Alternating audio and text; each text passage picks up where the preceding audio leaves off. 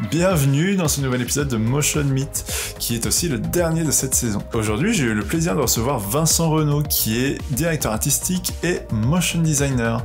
Si vous ne connaissez pas son travail, aucun souci, je vous mets son showreel dès maintenant.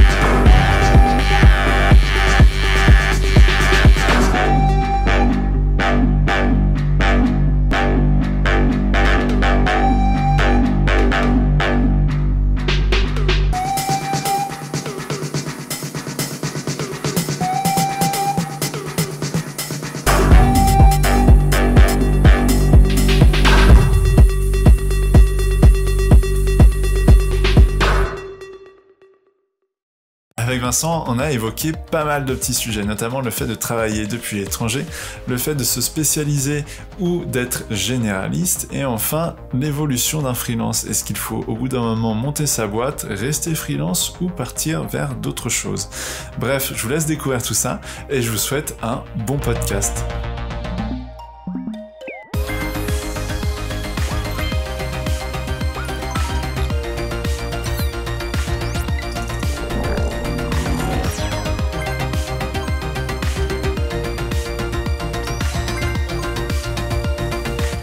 Eh ben, salut Vincent, bienvenue dans Motion Meet, j'espère que tu vas bien, enfin, dis-moi directement, est-ce que ça va?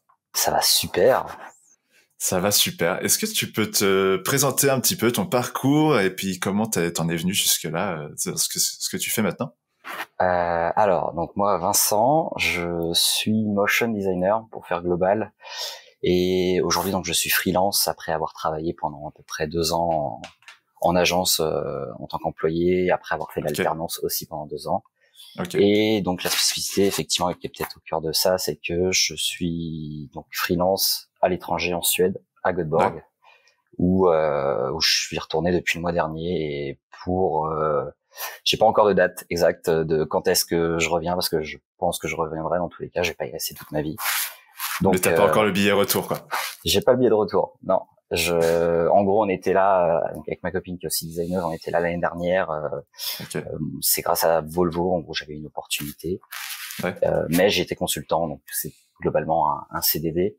Et entre-temps, on est revenu en France, et c'est là où on s'est posé les questions, et finalement, on est revenu en freelance tous les deux. Et nous voilà dans notre nouvelle aventure d'ici, en tout cas. Et ça va, tu kiffes la Suède, tout ça, la vie là-bas, les gens? Oui, c'est très différent. C'est aussi pour ça qu'on est parti. C'est pas pour retrouver Paris et la France, on va dire. Donc non, bah, tu m'étonnes. Beaucoup de choses sont différentes dans la culture, dans la nourriture. Donc, est-ce que tu parles un peu suédois ou pas? Non, c'est la grande question, à de savoir est-ce qu'on se lance là-dedans, sachant qu'effectivement on sait pas si on reste, je sais pas. Quelques années, on va voir.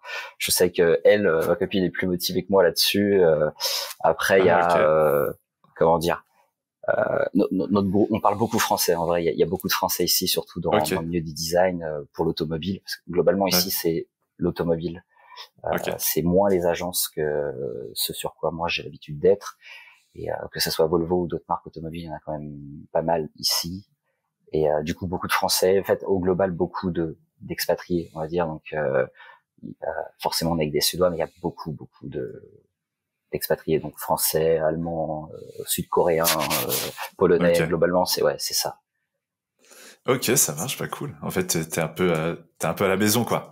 On peut dire ça. C'est vrai qu'on parle beaucoup trop souvent français. Ouais, c'est vrai, vraiment. Ok, très bien. Est-ce que ça te dit qu'on passe rapidement au double expresso? Je sais pas si tu connais, mais le double expresso, en fait, je vais te donner 2 choix et tu devras en choisir un sur les 2. Ça permet aux gens de te connaître un petit peu plus assez rapidement, quoi. C'est parti. Ok, c'est parti. T'es plutôt thé ou café? Café le matin, thé l'après-midi. Thé l'après-midi, ok. Film ou série? Série. Motion ou design? Ça commence bien. Je vais dire motion. 2D ou 3D? 2D. 2D. Solo ou en équipe? Pareil. Début et fin de projet allez, en équipe pour tout cadrer, pour tout finaliser, tout l'entre-deux vraiment solo pour dépoter vraiment tout. Pour que tout soit bien fait, quoi. C'est ça. Projet perso ou pro? Je vais choquer certains. Je vais dire pro. Projet pro. Ah ouais, pourquoi? Je vais dire projet pro. Justement, on pourra en débattre là-dessus ici. C'est que j'ai très peu de projets perso. Ok. Pas plein de raisons, mais généralement j'essaye de m'aligner. Et justement, c'est un de ce pourquoi je pense que tu m'as fait venir, de comment s'adapter, s'aligner par rapport à tes clients pour le proposer au maximum, que ce soit des grosses boîtes comme Volvo, mais des beaucoup plus petits, voire même des PME. Et du coup, j'essaye de me faire vraiment kiffer dans mes projets, dans le pro. Et du coup, voilà, ça me permet aussi d'écrémer un peu tout ça et de choisir les projets pro sur lesquels je vais aller, où je vais pouvoir en fait avoir quelque chose de... J'allie le pro, on va dire, là où je vais être rémunéré vraiment pour tout ça, et vraiment la partie créa où vraiment on va s'éclater. Ok, ça marche. Ouais. Plutôt Mac ou PC? Justement, suite au problème qu'on a eu... Juste avant d'enregistrer. Je vais dire PC pour mon taf, mais c'est vrai que je vais dire PC. Mais au fond, il y a une part de... j'aime bien le Mac. Mac est là, pas loin, et il arrive, quoi. Ouais. Couleur ou noir et blanc? Noir et blanc. Noir et blanc. Ouais. Dynamique ou enivrant? Dynamique. Texture ou flat? Flat. Avec ou sans plugin? Sans. Sans plugin. France ou Suède? Oh là là. Oh là là là là. Oh là là. Je vais m'attirer les foudres de l'un ou l'autre, là. J'ai un joker quand même. Ouais, tu peux. Ça fait trop peu de temps qu'on est là, et surtout par le freelance, je peux pas. Je vais dire France parce que la plupart de mes clients sont là-bas. Et enfin, généraliste ou spécialisé? Spécialisé, ouais. Ça rejoint. Ça rejoint un peu tout ce qu'on va dire un peu pendant ce podcast. Ouais, c'est ça. Mais ouais, on va un peu plus étoffer tout ça. Mais voilà, ça a été pour le double expresso. Ça va, ça va, j'ai passé le baptême. C'est ça. Haut la main, j'espère. Oui, tu l'as fait très bien. Du coup, toi, tu travailles en tant que freelance en Suède. Tu m'as dit, c'était pour Volvo que ça t'a amené là-bas. Est-ce que tu peux un peu plus détailler le truc? Si t'avais une mission, c'est ça, à faire là-bas? Carrément. Ouais, en gros, alors là, ça fait 3 ans et demi que je suis 3 ans et demi que je suis freelance. Donc alors je sais pas si c'est que moi, mais j'ai passé la barre symbolique des 3 ans qui était assez importante pour moi. Ouais, pourquoi? C'était là pour moi de me dire, de faire un point, on va dire, au bout de 3 ans, de voir déjà est-ce que ça fonctionne? Est-ce que c'est fait pour toi? Est-ce que financièrement, on va dire, ça tourne suffisamment pour payer ton loyer forcément et tes à côté, et voir si je m'éclate suffisamment justement dans tous ces projets, si j'arrive à aligner, on va dire, mes convictions aussi par rapport à tout ça. Ouais. Et oui, donc du coup, on va dire ces 3 ans, l'avant 3 ans était juste l'année dernière quand j'étais avec Volvo, et les 3 ans sont sur la fin quand j'étais avec Volvo, en fait, il y a septembre dernier en gros. Ok. Et donc Volvo, donc j'avais passé 1 an, 2 ans en freelance avant eux, et globalement je n'étais pas prédestiné à bosser pour Volvo et à partir encore moins en Suède pour de vrai. Ouais. Et puis on n'est même pas à Stockholm, on est à Göteborg. En vrai, je connaissais pas du tout même la ville en fait avant. Je l'ai appris sur le moment. Et en gros, j'avais bossé pour l'automobile, mais pour la partie beaucoup plus publicitaire. Je travaille avec les agences, globalement, agences et studios, et je viens de là, mes précédentes expériences étaient en agence publicitaire, branding. Donc j'avais ce type de sujet avant, et je l'avais fait pour d'autres marques, et notamment une. Et j'ai une amie cliente qui a, en voyant ça, m'a dit, voilà, en gros, moi, je peux te proposer ton profil si ça t'intéresse à Volvo. J'ai une amie qui y travaille, et en gros, c'est parti de là. Okay. Et je pourrais pas te dire en termes de temporalité comment ça s'est passé, mais en vrai, elle lui a transmis mon taf. Très peu de temps après, en fait, on a pris contact. On a dit, moi, j'aimerais bien que tu viennes avec nous, enfin, que tu aies une mission ici avec nous à Volvo. Elle est française aussi, c'est pour ça que ça simplifie aussi tout ça. Oui, c'est clair. Et voilà, c'est parti de là, et ça m'a pris un peu de cours, parce que déjà il fallait être là très très rapidement, et que je pouvais pas, c'est que j'étais dans mon freelance, c'était courant septembre-octobre d'il y a 1 an et demi du coup, donc c'était bref, il a fallu attendre moi que je réfléchisse, et puis en plus si je venais avec ma copine, c'était un peu plus simple aussi parce que elle est dans le design, donc il y avait une part de négociation, mais on va dire son taf aussi permettait aussi de pouvoir bouger. Parce qu'elle est free aussi, c'est ça? Alors, elle est de renouveau free là depuis quelques mois à temps plein, et avant elle était en poste, elle faisait du free à côté, mais elle était en poste. Donc c'est plus un travail de négociation, elle de son côté, déjà avec sa boîte, de travail à distance, bref, voilà. Et moi, c'était plus quand ils m'ont contacté, on va dire, c'était plus, je me suis dit, pas de souci, je suis freelance. Et et c'est parti. Et non, pas du tout. C'est globalement ils prennent des consultants. Quand tu travailles pour les marques comme ça, en tout cas ici, c'est du consulting. Je pense que tu travailles sur du produit, donc c'est des véhicules qui vont sortir dans des années. Donc, c'est plus qu'un secret professionnel, donc je pense qu'ils peuvent pas s'amuser à avoir des freelances qui travaillent sur leurs produits à droite à gauche comme ça. Donc ça a été plus la question pour moi de savoir là-dessus de est-ce que je suis prêt à faire une pause sur le freelance, parce que j'étais à temps plein avec eux. Est-ce que je suis prêt, on va dire, à faire une pause là-dessus? Et ça s'est très vite décidé. La question la réponse a vite été oui en fait. Après il fallait je voulais pas le faire pendant des années. Voilà. Et c'est pour ça finalement en fait l'expérience à Volvo en tant que consultant a été de quelques mois voilà, c'est pour ça. Genre comment dire, la grosse différence a été t'es sur du produit, contrairement à là où aujourd'hui je peux très bien travailler pour l'automobile le matin et travailler tout de suite après comme là pour une cause, la promotion pour j'ai pas les mots. Pas de souci.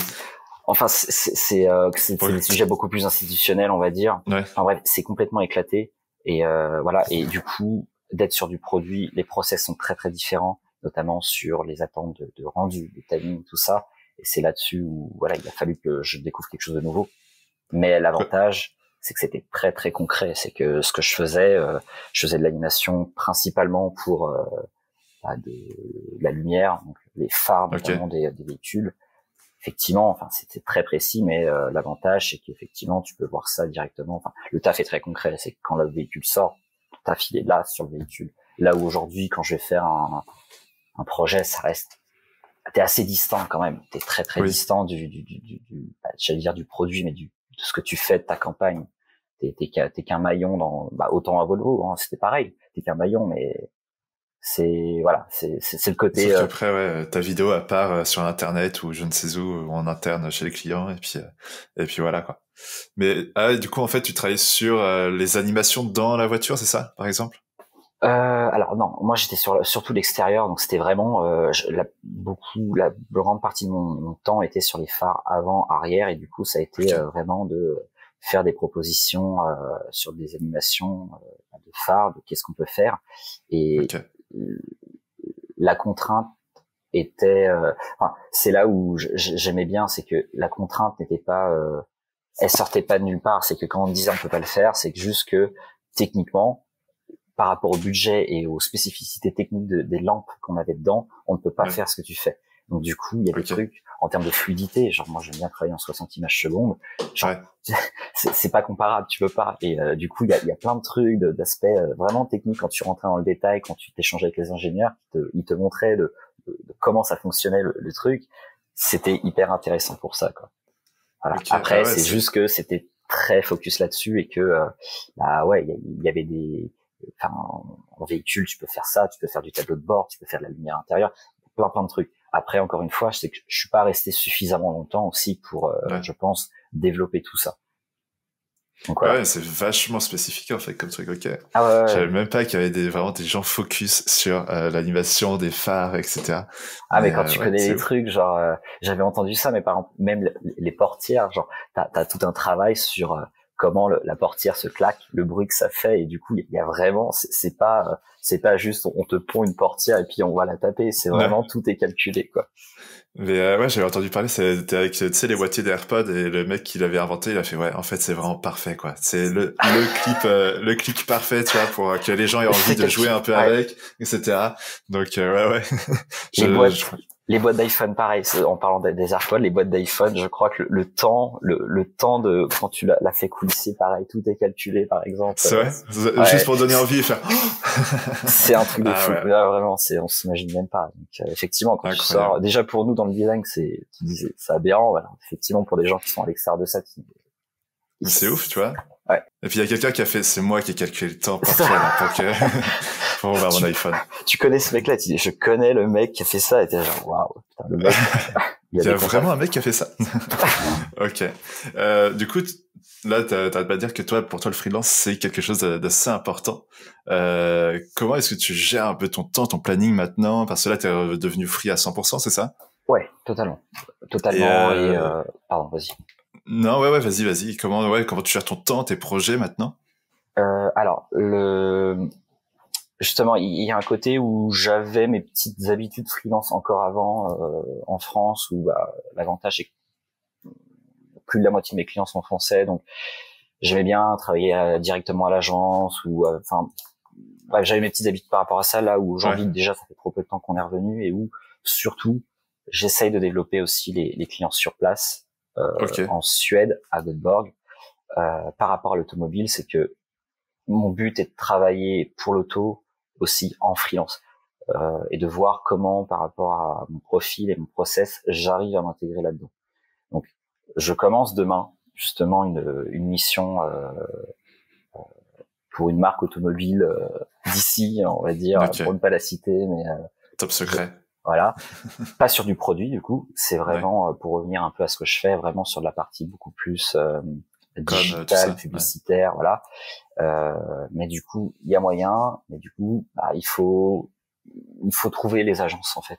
Il faut trouver les agences qui travaillent pour ces marques-là, et c'est globalement c'est ça que j'aime bien. C'est aussi pour ça que j'aime bien les agences, c'est que j'aime bien dénicher et graviter entre tout ça, trouver les DA, trouver les directeurs de création, aller les contacter pour dire voilà, moi je fais ça. Enfin, et c'est là où en fait le freelance, moi, me permet au-delà de la flexibilité, une certaine je peux les contacter. Genre c'est ok, genre directement, et généralement c'est comme ça que je fais, c'est que quand je veux bosser pour quelqu'un, je le planifie pas des semaines à l'avance, c'est que vraiment soit je chope son mail, soit je vais sur LinkedIn, je le rajoute et puis je lui fais coucou, moi c'est Vincent, ça te dit qu'on bosse ensemble? Et globalement c'est ça vraiment. Donc je peux me prendre des vents, des murs, mais globalement j'ai souvent des retours. Vas-y, on prend un café et puis on en parle. Le truc c'est que t'as essayé au moins, tu vois. C'est ça. Le pire truc, ce serait de ne pas y aller, de pas du tout essayer. Après, tu t'en mords les doigts un peu, quoi. Mais c'est quoi un peu ton tips à toi pour aller démarcher les gens comme ça? Vraiment c'est ça, c'est juste, enfin vraiment des fois je me dis je regarde et je regarde un peu. Enfin généralement ça se passe avec LinkedIn ou Instagram, ou quand je vois des pages des agents, des studios, où je dis je connais pas, ou genre je connais mais genre je sais pas qui bosse là-bas, ou j'ai jamais bossé pour eux et j'aime bien ce qu'ils font, et du coup genre je leur envoie un message directement. Le plus simple c'est LinkedIn en vrai. C'est le gros avantage, c'est que LinkedIn ou mail, mais c'est le côté un peu c'est tableau de chasse pour moi, j'aime bien. C'est un peu le pré-travail où j'aime bien aller dénicher les créas qui sont dans les agences en question et de voir avec eux. Mais vraiment j'ai pas de tips là-dessus, c'est vraiment je les contacte. Le seul avantage que j'ai, c'est que je ne perds pas de temps, autant dans ma démarche d'aller les contacter que même pour moi, genre pour me présenter ou quoi que ce soit. C'est que je pense que tu as vu, je crois que c'est aussi pour ça que tu m'avais dit que tu m'avais contacté, c'est que je produis beaucoup en vrai, et j'ai toujours des trucs nouveaux, autant en termes de diversité, en termes de technique. Je te disais que je préférais la 2D, mais genre je fais quand même de la 3D. Mais du coup je sur mon temps libre, globalement, je produis pas mal de choses, et c'est pour ça, genre, c'est pas des projets perso, j'ai pas des projets, genre, aujourd'hui, j'ai pas envie de me lancer, on va dire, dans des trucs, des projets perso qui vont me prendre des semaines, si ce n'est plus, on va dire. Et du coup, j'ai toujours cette contrainte de produire efficacement par rapport en termes de jours. C'est que je fonctionne toujours en termes de jours. Là où, bah, justement, Volvo, c'est là où, justement, j'ai dû m'adapter. Il y a eu des trucs où, forcément, c'était plus compliqué pour moi, pas tant sur ce qu'on attendait de moi, en termes de rendu ou de technique, c'était plus de process de travail. C'est que là où je fonctionnais en jours, semaine au gros maximum, même aujourd'hui, en freelance, quand tu travailles sur du produit, c'est en mois, en années, en fait. Ouais. Un véhicule, c'est de A à Z, ce qu'il disait, c'est plusieurs années. Je crois que ça va jusqu'à 5 ans en moyenne pour développer de A à Z un véhicule, quoi. Là où, enfin, ça fait même pas 5 ans que je fais du freelance, t'imagines? Genre, ça veut dire que si j'avais commencé un véhicule quand je me suis lancé, il est pas encore prêt, quoi. Ouais. Donc, c'est plus ça, quoi. Et du coup, tout ce que je fais, tout ce que tu vois, c'est pour ça que je produis vite, et même sur mes, entre guillemets, productions perso, non pas projet, ça me prend un peu de temps, mais c'est pas chronophage. C'est pour ça, genre, j'essaie de me faire kiffer, de mixer des trucs, de la 3D, de la 2D, de la typo, des trucs comme ça. Et c'est plus ça, on va dire, qui me permet aujourd'hui de pouvoir, en fait, travailler sur tout type de sujet. C'est que je faisais de l'auto, mais je faisais, quand je me suis lancé en freelance, c'était beaucoup plus ce que je qualifierais de l'interactif, c'est du motion appliqué à du site, tout ce qui est du site expérientiel, du site ce que tu vois sur Word, des trucs comme ça. Ouais, t'as touché un peu à tout, quoi. J'ai touché à pas mal de choses aujourd'hui qui me permet, je pense, aujourd'hui, j'ai envie de dire, qu'importe le brief, qu'importe les contraintes, je serais pas perdu, globalement. Ouais. C'est que je suis finalement assez généraliste dans ma spécialisation. Et c'est pour ça, c'est assez ironique, finalement, par rapport à ce que je disais, c'est que pour moi, il faut être spécialisé, c'est que t'entendras souvent, notamment quand t'es étudiant et que tu vas dans des écoles comme publicité, création, on va dire, on forme des designers 360, et je pense que moi, en tout cas, par rapport à ma philosophie, une vision du truc, c'est faire fausse route par rapport à la réalité du métier, autant en termes de freelance que quand t'es en poste. Tu voulais dire quelque chose? Mais après, non, c'est en formation. Je pense que c'est pas mal aussi de montrer un peu toutes les possibilités aux gens, et après, bah, c'est à eux d'aller voir est-ce qu'ils veulent se spécialiser, etc. Tu vois, je trouverais, c'est normal pour moi de dire, bon, bah, tu peux faire ça, tu peux faire ça, tu peux faire ça. Après, bah, tu prends ce que tu veux, hein. C'est comme dans tout. C'est quand non, t'as un plat, tu vois. Ouais. Bah, je sais pas, tu m'avais dit ton école, mais je pense que globalement, la formation était la même. Ouais, j'étais à l'ISA, moi. Ok. Alors, non, c'était pas celle-là, mais ouais. Mais je pense que ce que tu disais, c'est que ça reste, on te donne des bouts, et c'est à toi de faire ton tri là-dedans et de te dire, qu'est-ce que je fais au final. Puis dans tous les cas, je pense que même maintenant, c'est de plus en plus courant, et t'apprends des choses à l'école par rapport au professionnel qui est en face de toi, mais tu vas aller chercher des tutos dans tous les cas pour faire ça ou ça. Et après, le professionnel, il va juste avoir son œil, je pense, pour donner des tips pour tel projet, pour faire comme ci, comme ça, pour avoir un autre œil frais, quoi, sur ton projet. Mais ouais, voilà. C'est ça.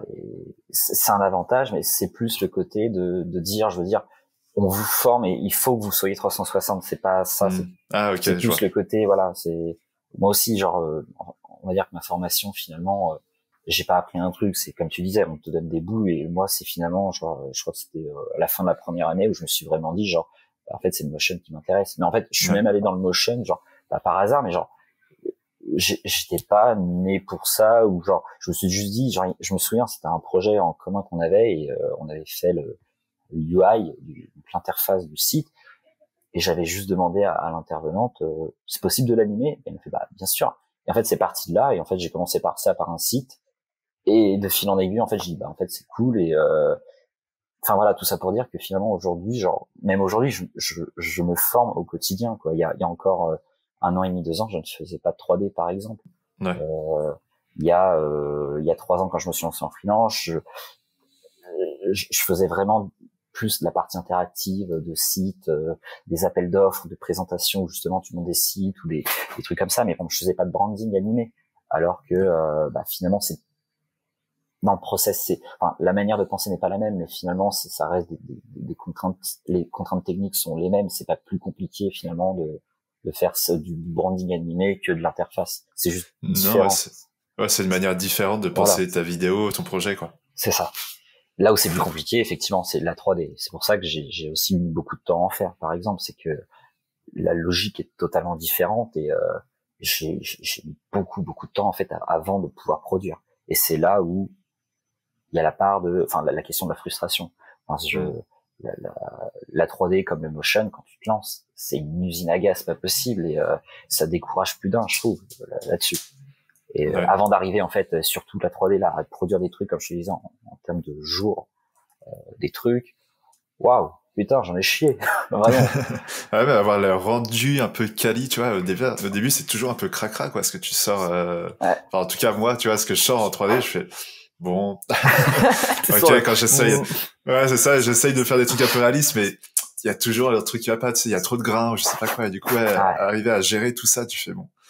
C'est pour ça que je suis resté encore. Moi, en ce moment, je suis dans l'étape où j'apprends la 3D aussi, tu vois. Et du coup, c'est. Tu me montreras. De toute façon, je te suis, donc je verrai tout ça. Oui, c'est pas pour tout de suite, tu vois. Mais on verra avec le temps. Je ne te jugerai pas. Vraiment pas, non. Je crois que ça a mis 3 ans, moi, donc. C'est vrai. Bon, voilà, ça me rassure. Ça me rassure, tu vois. Du coup, toi, comment tu gères tes projets maintenant à l'étranger? Est-ce que tu sens vraiment une différence par rapport à quand tu étais en France ou pas du tout? Alors, la grosse différence par rapport à quand j'étais en France, en fait, c'est plus que là, en fait, ce que je disais, c'est que l'année dernière, on était là, on est revenu en France de septembre à janvier, février. Ouais. Et nous, en fait, c'était aussi calculé c'était déjà le deal, on comptait pas revenir vraiment, enfin, on n'était pas compte, mais c'était pas planifié. Et nous, ça nous a permis, en fait, d'aplatir qu'est-ce qu'on veut, en fait, professionnellement. Et au-delà de ça, dans notre vie perso, pro, où est-ce qu'on veut vivre, des trucs comme ça. Et surtout sur le pro, en fait, ça nous a permis chacun de notre côté, en fait, de dire qu'est-ce qu'on veut, quoi. Comme je disais, c'est que ma copine est repassée freelance, donc ça a aussi été une réflexion par rapport à ça pour elle. Et moi, ça a été plus la question ok, je vais arriver à ces 3 ans de freelance. Qu'est-ce que je suis? Comment je le fais? Avec qui et comment? Et là où avant, globalement, par mon type de client plus agence, studio, publicitaire, production digitale, en fait, ça tournait bien. Et en fait, j'enchaînais des projets en permanence. Et c'était très cool. Mais il y a un moment où, comme je dis, c'est que il faut te poser et te dire, en fait, faut pas structurer le truc, mais en fait, j'avais l'impression d'être en roue libre quasi infinie, et je me dis, mais en fait, j'ai pas la main sur mon temps, en fait. C'est que je dépendais de mes clients et je subissais ça, même si j'adorais, même aujourd'hui, j'adore ce que je fais, mais je voulais reprendre la main sur le temps. Et c'est là où, déjà Volvo, l'année dernière, vu que j'étais consultant, m'a permis de faire un pas de côté du flux de tout ça, en fait, de mes projets, de pouvoir me poser, de pouvoir tranquillement aller contacter les gens, les agences que j'avais pas fait pour prendre le temps. Et c'est ça, surtout moi, c'est que tu peux pas en freelance contacter quelqu'un et avoir du taf dans les semaines qui suivent. Ou si c'est le cas, moi c'est un quasi red flag, c'est qu'une agence que tu contactes fait, c'est bon, on commence tout de suite. Il y a un truc où ils prennent toi, mais en fait c'est juste que ça pourrait être quelqu'un d'autre. Du coup, c'est juste que t'es une main parmi d'autres et finalement ils viennent pas te voir pour ton expertise. Et c'est là où l'année dernière, par exemple, je vais prendre cet exemple-là, c'est que j'ai contacté une agence où c'était une ancienne collègue quand j'étais encore en poste en 2018-2019 chez Babel, l'agence Babel de branding, publicité, digital. Ils font un peu de tout ça et peut-être que j'en reparlerai du coup de ça. Mais du coup, elle est partie dans une agence. Je pense que je peux le dire en fait. C'est Bear Ideas, donc une agence digitale qui produit beaucoup de choses. Et je l'ai recontactée et elle m'a dit vas-y, carrément chaud, tu peux rencontrer les équipes et tout. Et donc c'est au moment où je revenais sur Paris l'année dernière pendant quelques semaines, donc j'en ai profité pour aller voir les gens. Et en fait le courant est passé mais tout de suite. Et même si le courant est passé tout de suite, avoir un projet avec eux a mis 1 an en fait. On a rigolé là, c'est que juste avant de repartir en Suède là, donc c'était il y a juste avant, il y a un peu plus d'1 mois, bah j'étais avec eux et on a fait un projet, gros projet qui est encore en train de se finaliser là, mais un gros projet de rebranding, une grande marque. Et voilà. Et du coup le fait que finalement on prenne notre temps entre nous déjà pour savoir quel type de projet on allait avoir, parce qu'il y a eu des pré-projets qu'on m'a proposés, finalement ça s'est pas fait, des trucs comme ça. En fait, on a vraiment trouvé le projet entre nous, et en fait c'est, je trouve, un gage de qualité déjà par l'agence, de se dire on va pas te mettre sur un projet juste pour te mettre sur un projet, parce qu'il faut le pondre. Ouais. Et aujourd'hui, genre je sais, enfin ils savent, je leur ai dit, moi il y a pas de souci pour bosser avec eux par la suite, parce que c'est juste cette relation en fait est ultra saine, et que on a confiance l'un et l'autre, quoi. Et ils ont payé rapidement, quoi. Du coup, ouais, non, non, je rigole. Au détail aussi, oui. Alors, le projet est trop récent, je suis pas encore payé, mais, au contraire, c'est l'agence qui te, détail aussi. C'est l'agence qui me demande ma facture et qui me relance, tu vois. Ouais. Ah, cool. Ok, ouais. Voilà. C'est rare, ça, c'est rare. C'est rare. Et c'est pareil, il y a des petits détails comme ça, tu vois, que j'aime bien, qui sont au-delà du simplement du design, qui sont quand même cool à voir. Ouais, non, mais c'est clair, hein, si le client est cool, si t'as plein de trucs à côté qui sont que tu vois que c'est bien et que tu sens bien les projets, etc., et qu'ils te mettent un peu en avant, mais c'est clair que c'est donnant. C'est pas juste là pour exécuter, et c'est cool. Mais ça, surtout dans nos métiers en motion, c'est assez compliqué. C'est que je trouve que le motion est trop assimilé. C'est pour ça que je me disperse déjà. Je le vois. Non, mais vas-y. J'évite de dire que je suis motion designer aujourd'hui, parce que c'est trop connoté pour moi prod, dans le sens où le motion, c'est le mec, il faut produire, il va falloir décliner en fin de projet des trucs, d'une campagne de pub, ou des bouts je sais pas, d'une interview, enfin, ça peut être n'importe quoi, mais c'est très connoté prod, là où j'essaye, entre guillemets, de le faire sortir de ça. Enfin, à mon niveau, encore une fois, j'ai pas je prétends pas à renouveler ça, c'est pas du tout ça, mais juste moi à mon niveau d'essayer d'arriver un peu en amont, en fait, de pas juste être en fin de course finalement à devoir animer une identité ou un logo qui en amont n'a pas du tout été pensé pour ça, en fait. Ouais. Et typiquement là, le projet avec l'agence que je disais tout à l'heure, en fait l'identité était en train d'être terminée quand je suis arrivé, et finalement en fait il y a eu un taf d'échange avec eux où par rapport à mes contraintes motion, finalement les DA ont aussi adapté leur truc, et ils m'ont clairement dit putain, ça nous a permis en fait d'avoir une autre vision du truc, et finalement d'adapter aussi des DA, et d'avoir d'autres détails pour affiner le truc, quoi. Et là c'est cool, enfin vraiment c'est pour moi mon job il est fait rien que là-dessus, quoi. Mais du coup, tu dis que t'es pas motion, tu dis que t'es quoi, plutôt DA, ou t'es... De plus en plus, je dis je suis designer, et après, oui, alors, je suis obligé d'utiliser le motion, et c'est pour ça que, notamment LinkedIn, mon titre, pendant quelques temps, j'avais enlevé le motion totalement, et j'avais juste dit, je sais plus, designer senior, ou je sais plus exactement, mais du coup, c'est là où ça prêtait à la confusion, et que j'ai eu notamment un projet où on m'a contacté, où je pensais qu'il me faisait venir vraiment que pour du motion, et où finalement c'était vraiment beaucoup plus global, où c'était presque un brand designer qui pouvait animer le truc, et c'est là où finalement je dis je fais du motion appliqué à, et du coup c'est là où même la baseline c'est interactif, publicitaire et branding.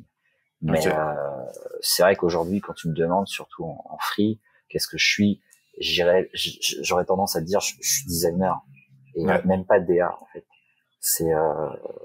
C'est plus là où genre j'ai vraiment laissé de côté le côté tu te bats pour un titre, notamment quand t'es en poste, genre tu commences, t'es l'assistant DA ou t'es designer, et tu montes, t'es l'assistant DA et ainsi de suite. Et ça, je pense que je l'ai laissé de côté là direct, en fait, en freelance. C'est que ça sert à rien, en fait, ça t'apportera rien de plus, enfin moi en tout cas.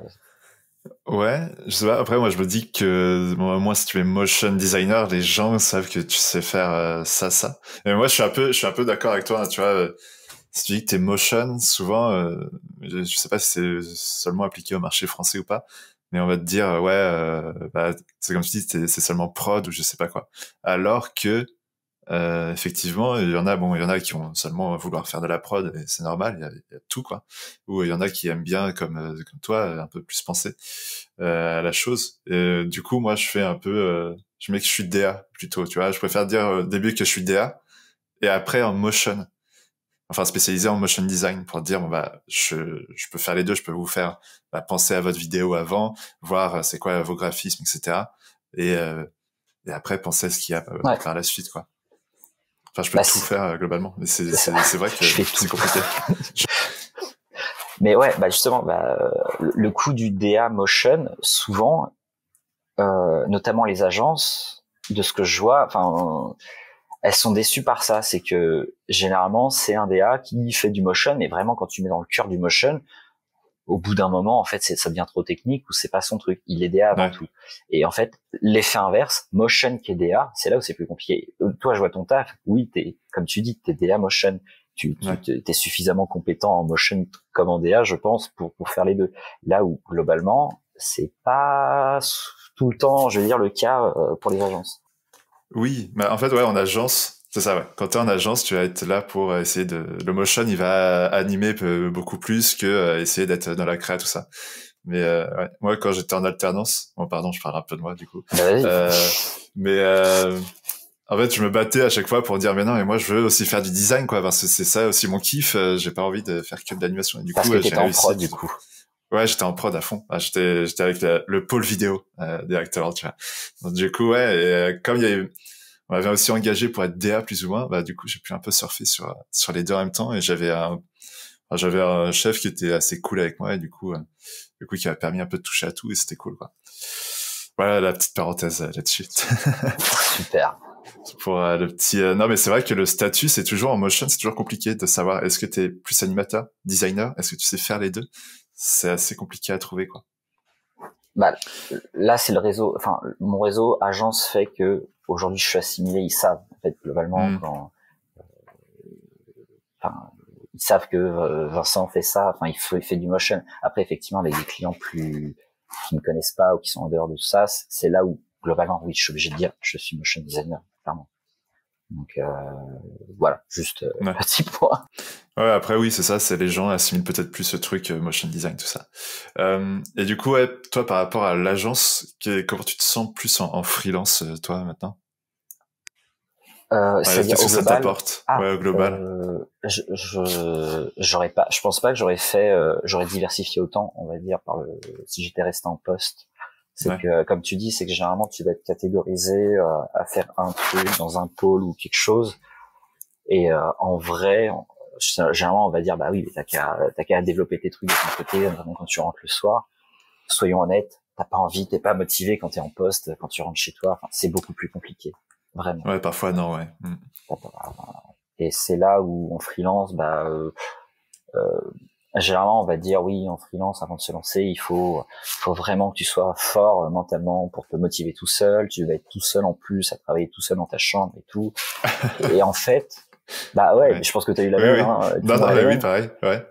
Mais en vrai, j'ai été agréablement surpris de voir que, alors, je suis pas le plus discipliné, rigoureux, on va dire, du monde, mais là-dessus, on va dire, alors, sûrement parce que je peux le dire, c'est une passion, genre, des fois, je dois être bizarre, mais genre, je préfère me faire un tuto de motion pour un truc, une technique, un truc bien spécifique que de jouer aux jeux vidéo, par exemple. Ça m'arrive. Vraiment, des mecs qui font des tutos, mais genre où, je sais pas, par exemple, là, il y a un mec qui, notamment en ce moment, avec le 36 Days, là, Perry Cooper, et en fait, il fait des tutos de toutes ces boucles animées, en fait, en 3D, et ça dure 5-10 minutes, mais en vrai, c'est des petits bonbons à regarder. Moi, je suis trop content, en vrai, quand je vois les trucs, quoi. Et le mec il donne ça gratos sur YouTube, donc... j'afficherai ça, cool. Ouais, mais du coup, j'avais quasiment perdu le fil. J'ai été agréablement surpris, voilà, de voir que finalement je me motive tout seul parce que c'est trop cool et que finalement en fait je suis tout seul quand je travaille chez moi, mais en fait j'ai juste le choix, c'est que je peux aussi travailler chez le client. Et du coup, au contraire, les clients, en fait, c'est là où, je sais pas toi, mais de plus en plus dans mes missions où, comme je t'ai dit, c'est que j'ai des missions qui, encore, quand j'étais en France, c'était 3 à 5 jours par mission, donc vraiment très, très court. Là où de plus en plus, et en fait, je m'y retrouve là-dedans, c'est que je vends mes missions tournent autour des 10 jours de taf. Okay. Notamment là, ce que je commence pour l'automobile demain, c'est qu'il y a une grosse vidéo promotionnelle, on va dire, un véhicule à faire. Et il y a 10 jours de taf. En gros, l'agence m'a dit on le veut pendant 10 jours. Et en fait, on l'étale. C'est que j'ai pas de mission. Quand je disais tout à l'heure reprendre la main sur mon temps, c'est que c'est très rare que je bosse des journées complètes pour un client. D'accord. Du coup, là, les 10 jours de taf, c'est que on est d'accord avec le client. Il y a 10 jours à faire. La deadline, elle est dans un mois, un peu plus d'un mois. Il faut que tu arrives à nous caler 10 jours. Donc, il y a des points pour une V1, des work in progress, tout ça. Mais en fait, entre deux, tu fais ce que tu veux. Si tu veux prendre du temps pour faire tes tutos, tu fais tes tutos. Mais moi, j'ai d'autres projets en même temps. Ça, tu le cadres. Et finalement, c'est là où je me retrouve le plus, en fait. Et que j'ai plus la... Bah si, il y a une contrainte, mais je le ressens pas totalement de la même manière, en fait, que quand j'étais en poste, en tout cas, par rapport à ça. C'est plus une contrainte et... T'as moi ce truc de tout le temps devoir produire quelque chose en masse, etc. Ouais, clairement. Mais voilà, moment d'égarement. Mais c'est plus là-dessus, là où, comme je te disais, c'est que quand t'es en agence, je sais pas, j'aurais pas pu officiellement, effectivement, on va te dire, bah comme toi, on va dire, bah oui, tu peux monter sur de la DA, tu peux monter sur de la 3D, tu peux monter sur des trucs, mais en fait t'en as pas spécialement les compétences et c'est finalement, et généralement t'es tout seul, en fait. C'est je sais pas toi, chaque agence c'est différente, mais par exemple Babel, genre je sais que oui, j'aurais pu faire de la 3D, mais ça aurait été compliqué parce que sur la 3D, il y avait pas quelqu'un qui supervisait tout ça, et finalement en fait t'es un peu tout seul là-dedans. Et avec le process agence, en fait tu rentres tout de suite dans des trucs où bah, surtout là en agence, encore une fois, c'est en question de jour les tafs. En fait tu te mets une pression, parce que t'es tout seul et tu sais que tu vas pas y arriver. Enfin moi en tout cas, je sais que j'aurais pas pu m'engouffrer dans des projets comme ça et à proposer plus, parce que il y a un côté où t'es seul face à toi-même, quoi. Donc ça te permet de tester. Tu fais des nuits blanches et puis voilà, quoi, c'est sympa. Mais oui, non, c'est clair qu'en agence t'as des trucs c'est plus tu réfléchis, ouais, comme tu dis, en termes de jours de production, quoi, donc tu vas plus efficace et puis voilà, quoi. Voilà. Bah et finalement aujourd'hui, ces mêmes agences t'appellent aujourd'hui pour finalement ton expertise, et c'est là où c'est important de se spécialiser. Je rebondis comme ça, je reviens sur ce qu'on s'est dit, mais c'est important de se spécialiser. C'est que t'es freelance, tu interviens parce que c'est une compétence que l'agence n'a pas en interne. L'agence ou le client, je dis ça, mais et du coup, moi c'est le motion. Mais en fait, dire que t'es motion aujourd'hui, c'est très généraliste, parce que comme tu disais, c'est par rapport à est-ce que tu fais de la 2D, est-ce que tu fais de la 3D, est-ce que tu fais de l'interactif, est-ce que tu fais du branding, en fait, moi il y a un truc par exemple que je ne fais pas aujourd'hui et que je ne veux pas faire parce que c'est des techniques qui sont très différentes, c'est du rigging, de l'animation de personnages. Autant en 2D qu'en 3D, en fait, c'est pas quelque chose que au-delà que je veux faire, et au-delà de ça que mes clients me demandent. C'est peut-être un truc qu'on va te demander une fois par an, et encore je suis gentil, mais en fait le temps à investir là-dedans pour savoir comment ça fonctionne, moi il est trop important, en fait, je peux pas. Et c'est pour ça que je m'éclate plus à faire mes petites boucles, à mélanger un peu de la 3D, un petit peu de la typo, un peu de 2D, enfin bref, voilà. Oui, c'est ça. Après, le truc, oui, c'est ça, tu vas te spécialiser dans un truc qui te fait kiffer toi, donc après, aller chercher les clients qui vont t'appeler pour le truc qui te fait kiffer. Et là, bah, après, c'est aussi l'avantage du freelance. Si c'est pas une compétence que t'as, bah, tu peux toujours proposer des gens à venir sur le projet avec toi, ou peut-être que l'agence a ces personnes-là en interne. Ouais. Oui, c'est ça, ouais. En interne, tu vas plus être, général, quoi, généraliste, tu vas savoir faire un petit peu de tout, etc. Je le vois comme ça, en tout cas, moi. Ouais, non, mais je comprends. Après, je pense aussi, ça peut dépendre dans les agences de com, en tout cas, de pub, ouais, tu vas être beaucoup plus généraliste. Mais je pense que, ouais, si t'es dans une boîte de prod, etc., t'as moyen de te spécialiser dans quelque chose, quoi. Moi, j'avais une question avant qu'on reparle un peu de spécialisation. C'est ton statut de freelance, comment tu le gères là en Suède? Est-ce que tu as gardé ton statut français ou est-ce que tu es en train de réfléchir peut-être ou tu as déjà ton statut suédois de free? Alors, Ton j'ai le, c'est suédois. ça. Ouais, non, non. Mais ouais. Alors, j'ai toujours le français. C'est la question. C'était la question en tout cas. On a fait le choix de garder en tout cas le statut français pour. C'est plus simple parce que comme je t'ai dit, c'est qu'on ne sait pas si on reste 6 mois, 12 mois ou plus. Mais on le garde dans tous les cas parce que c'est plus simple pour nous aujourd'hui par rapport à ça. Et en vrai, on sait pas. En fait, ça serait plus avantageux pour nous si on était sûr de vouloir s'installer en France, en Suède, pardon, de faire un contrat, un statut ici. C'est faisable. Et moi, en tout cas, je le fais pas parce que justement, ce que je te disais, c'est que j'ai pas envie de monter de boîte d'un côté, mais de l'autre. Là, j'ai passé les 3 ans et oui, la question se pose pour moi, tu peux pas rester. En fait, freelance, c'est pas un statut de vie, en fait. Il y a un côté où moi je le vois comme une parenthèse et il y a un moment où tu te poses la question ok, maintenant qu'est-ce que je fais, comment je le fais et du coup oui, je pense qu'il y a un moment où tu es obligé de créer une structure. C'est pas forcément comme je disais une agence où tu vas engager des gens, embaucher, enfin pas forcément ça, mais forcément tu es obligé de passer sur des entreprises unipersonnelles, SA, SARL, je sais pas, mais et c'est là où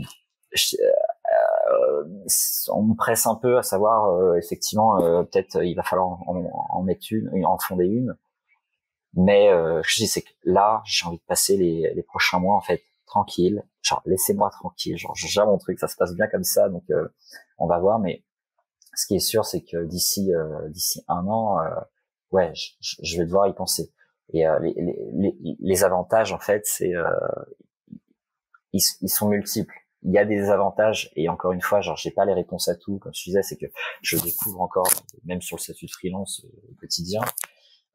Je pense que tu perds en flexibilité. Je fais là d'être ultra flexible sur tes projets, que de finalement de pouvoir décliner des projets parce que juste t'as envie d'avoir du temps pour toi ou que tu pars. Enfin, il y a 2 jours, la semaine dernière, on s'est dit on n'a pas été à Stockholm. Là, en même pas une semaine après, on a dit on part la semaine prochaine à Stockholm, donc là on part jeudi, tu vois. Ça c'est le genre de truc où en fait t'as des comptes à rendre d'une certaine manière, je pense t'es beaucoup plus responsable avec ta boîte. Et c'est là où je vais être honnête, je suis pas prêt à ça. Mais d'un autre côté, en fait, de structurer te permet en fait, on fait l'appel à toi, à ta boîte, et du coup c'est plus Vincent le freelance. Du coup c'est beaucoup plus simple pour toi de créer des équipes, en tout cas moi qui fais du motion, je sais pas si demain je dois t'appeler, on va dire pour travailler sur un projet, c'est beaucoup plus simple. De ce que je comprends, tu peux le faire en freelance, mais c'est toujours beaucoup plus compliqué, on va dire. En free, ouais, le mieux c'est que chacun fasse son contrat, etc. avec la boîte. Donc je pense que pour la boîte c'est un peu une galère aussi à côté. Mais oui, ça se fait. En fait, quand t'es free, vaut mieux pas embaucher d'autres gens. Vaut mieux que ce soit l'agence qui soit là et qui paye les gens, etc. Et qui fasse leur devis, leur propre facture, etc., etc. C'est ça le truc, ouais. C'est plus contraignant. Dans tous les cas, je pense, c'est notamment pour ton client, comme tu dis. Mais c'est plus le côté. J'ai 30 ans le mois prochain. Oh mon Dieu. Oh mon Dieu. Je le vis très bien, tant mieux. Mais non, c'est plus comme je disais, j'ai 30 ans, je me considère maintenant comme senior. C'est pareil, ça fait partie de ces trucs où 3 ans de freelance ou avec l'expérience que j'ai, de se dire voilà, aujourd'hui je suis senior. C'est quoi être senior en fait? Et c'est là où justement la vidéo que je t'avais envoyée d'Antoine Pelletier, que je trouve super intéressante et qui au moment en fait où il l'a sorti, c'est là où j'ai vraiment commencé à me poser la question. En fait, c'est quoi être designer senior? Et globalement, je suis d'accord avec toutes les personnes qui lui donnent des retours par rapport à là-dessus, et notamment la première qui lui dit, en fait, c'est toujours avoir cette passion, cette volonté de vouloir créer, en fait, être vraiment dans l'exécution de ce que tu fais, autant techniquement que créativement. Là où ça m'embête quand tu es en poste comme en freelance, en fait, quand tu montes sur des trucs beaucoup plus de supervision, de management, et forcément en fait que c'est du temps en moins sur la créa, et c'est là où aujourd'hui je suis pas du tout prêt à laisser ça de côté. Ouais, j'aime trop ça en fait, et je peux pas. C'est que je vais être honnête, c'est que j'aime bien et au fond, j'ai pas de problème. Je sais que par la suite, je pense que je me dirigerai sur quelque chose de plus gestion d'équipe. Autant si j'ai eu un studio que si je suis en agence à des postes plus élevés. Mais c'est pas maintenant en fait. C'est pas maintenant que je veux ça et c'est pour ça que voilà, je suis attaché à ce côté vraiment indépendant et que ça peut se comprendre. Ouais. Voilà. Donc ta boîte et voilà. Par contre, voilà. Aujourd'hui, je suis senior. Le truc, c'est que dans 10 ans, en vrai, être freelance designer et encore, on va dire dans le coup à 40 ans, on va dire autant techniquement, créativement, c'est plus ça en fait. C'est en vrai, il y en a de moins en moins. C'est que plus t'avances, c'est moins, plus c'est rare, on va dire, des designers et surtout en motion, je trouve, on va dire, d'en trouver quoi. Donc il y a un écrémage là-dessus. Donc en fait, qu'est-ce que tu fais? Comment tu structures ça? C'est aussi au niveau des générations, tu vois. Je pense que ça va en exponentiel. Là, il y a moins en moins. Enfin, pour l'instant, il y a peut-être moins de gens de 40-50 ans motion, etc. Ouais, mais sûr. Nous, on est la génération qui vont être à 40-50 ans avec, je sais pas, plusieurs personnes comme ça. Bah, j'espère, clairement. C'est voir comment ça évolue, c'est clair. Ouais. Il y en a un avec qui justement je travaille un peu, c'est Alexandre Avram, double A sur qui s'appelle sur Instagram. Okay. Et lui il fait de la 3D, il a la quarantaine et il est là, il est dans le coup, il sort des trucs, c'est super quoi, mais c'est trop rare en fait, des profils comme ça, c'est trop rare et donc forcément que la question se pose. Genre du coup en fait demain, en fait dans 10 ans tu lâches le freelance, bah c'est fini, t'as rien.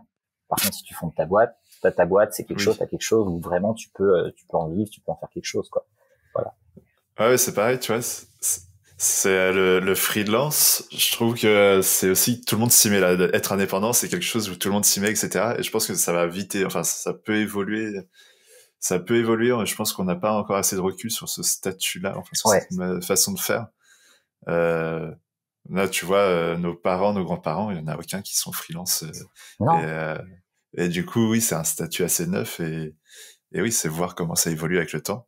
Nous, on sait pas. Quoi. Même l'État, en fait, je sais pas toi, mais même l'État ne sait pas. Non, mais en vrai, il y a des trucs où on en reparlait, on en rigolait là, mais Pôle Emploi, il n'y a pas la catégorie genre designer dans ce qu'on fait. En fait, ça n'existe pas. Et non, genre, c'était la blague il y a 10 ans. On est 10 ans plus tard, c'est toujours le cas. Je crois qu'on est artiste et je crois que même que moi, on m'a demandé si j'étais artiste peintre. Non, mais c'est absurde, tu vois. Bah ouais, et donc t'es là genre bah si c'est ce qu'il y a de plus proche, ouais, prenez-le, allez-y.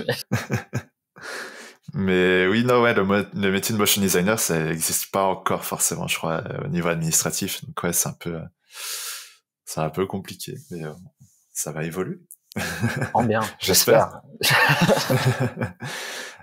Ok, et du coup, toi, dans tes projets, comment tu les abordes? Est-ce que tu essayes un peu...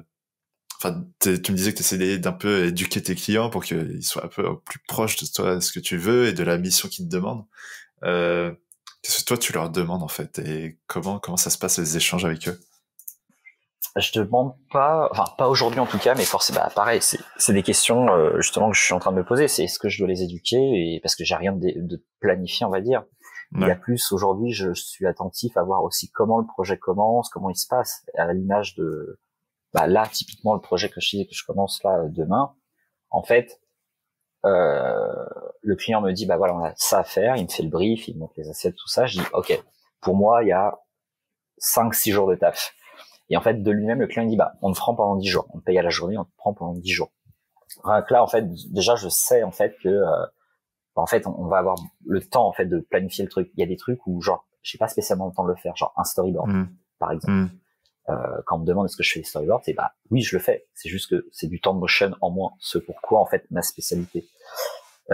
Et là demain en fait le client de lui-même m'a dit bah en fait on va passer la journée le DC et moi ensemble juste à peaufiner le storyboard et à prendre mes idées en fait, à voir quelle transition on pourrait faire, comment on pourrait challenger le truc quoi. Et ça c'est des trucs où autant quand t'es en agence en poste que même moi dans mes projets depuis 3 ans, c'est assez rare en fait d'avoir ce temps-là et d'avoir ce retour client. Donc c'est des trucs où peut-être que moi je suis en train de m'en imprégner et de me dire bah en fait peut-être que je devrais effectivement pousser le truc et dire bah dans mes projets quand il y a des grosses vidéos comme ça, à dire effectivement on va prendre 1 à 2 journées pour faire un storyboard, même si c'est pas mon cœur du truc, quoi. Tu le mets pas encore dans tes devis là-dedans. Tu Alors, les comptes pas tes jours de story. c'est pas que en fait le truc c'est que je vais être honnête, c'est que je fais rarement des storyboards parce qu'il y en a pas forcément l'utilité. C'est que j'ai beaucoup de projets de branding animé. Enfin là c'est vraiment une phase avec l'agence là Bear ID qu'on avait fait, c'est vraiment une phase où pendant pareil 10 jours avec eux où on va tester pas mal de trucs, mais en fait ils en sont conscients, c'est que on va passer du temps d'expérimentation et ça va pas forcément donner quelque chose. Bon, le résultat est que ça a donné quelque chose, mais là il y avait pas besoin de storyboard. Là où j'en fais en fait, c'est que généralement c'est plus sur ce que je qualifierais de mon motion pour la partie publicitaire, donc c'est toutes les vidéos, autant vraiment pour de la pub, des campagnes publicitaires, des case studies, des showreels, tout ça. Là oui, forcément qu'il va y en avoir besoin en fait, mais au-delà d'un storyboard, je le vends plus en termes de c'est un script, dans le sens où j'essaye de faire comprendre aussi aux clients, et surtout quand tu travailles directement avec le client, en fait le storyboard que tu as posé dès le début, c'est pas forcément le truc que tu auras après. Et le truc c'est que notamment ce que je dis à des annonceurs, donc des clients directement, qui vont valider en début de projet un storyboard, le truc c'est que toi entre temps, si tu vas être des jours, des semaines plus tard à travailler dessus, et tu vas avoir des idées en fait, notamment dans les transitions, dans les trucs. Et moi, ça m'est déjà arrivé où me dire, ouais, mais nous, on n'a pas validé ça. Donc, certes, c'est très créatif, c'est très challengeant, mais en fait, on l'a pas du tout validé. Et t'es là, genre, ouais, mais c'était vraiment les 2 premiers jours du projet, genre, t'es pas imprégné de ça. Et donc, forcément, que t'as des idées en cours, quoi. Et en fait, on en vient à perdre du temps par rapport à ça. Donc, c'est plus ça où, c'est pour ça que, je te dis, c'est que j'essaye de pas être je sais pas, j'ai pas le mot, mais d'être élitiste dans les projets dans lesquels je suis, pour des raisons, soit parce que c'est des grosses boîtes et qu'ils ont les moyens de, que ce soit Volvo ou des agences, de me payer, du coup, entre guillemets, elles s'encarrent un peu. Mais en même temps, j'en ai perdu le fil. C'est d'être élitiste dans tes projets. Ouais, de pas être élitiste, justement. Genre, j'essaye d'être ça, mais en fait, c'est vrai que finalement, en fait, de travailler directement, hormis ces grosses boîtes, c'est assez compliqué aujourd'hui en termes de process. Avant tout par process et pas tant financier, c'est que travailler pour, je sais pas, la PME du coin ou encore mieux, genre je dis le fleuriste du coin de la rue, c'est plus par rapport à ça où j'aimerais en fait tendre vers ça, parce que mon discours va dans le sens où je te dis, genre, le motion pour moi et le design en général est pour tout le monde, mais en même temps, genre, ça fait 3 ans où finalement je bosse que pour des grosses boîtes, ou du moins grosses boîtes par rapport à effectivement des commerces de quartier, quoi.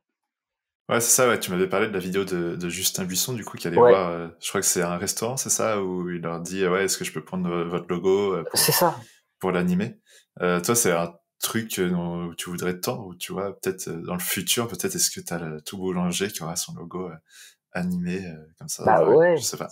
En vrai, ouais, j'ai trouvé ça super, on va dire. Et pareil, tu vois, dans la démarche, si tu le regardes, en fait, il se pose pas les questions, juste il débarque et il explique, voilà, je suis motion et moi je peux animer votre logo. Et en fait, ça, les gens n'y pensent même pas, parce que je pense que là on en parle, on est entre nous, on est dans le monde du design, et en fait on est dans notre bulle d'une certaine manière, et du coup toute personne en dehors de ça se dit, en fait c'est pas pour moi, ou en fait jamais il bossera pour moi, et alors qu'il y a matière à, en fait, tout simplement.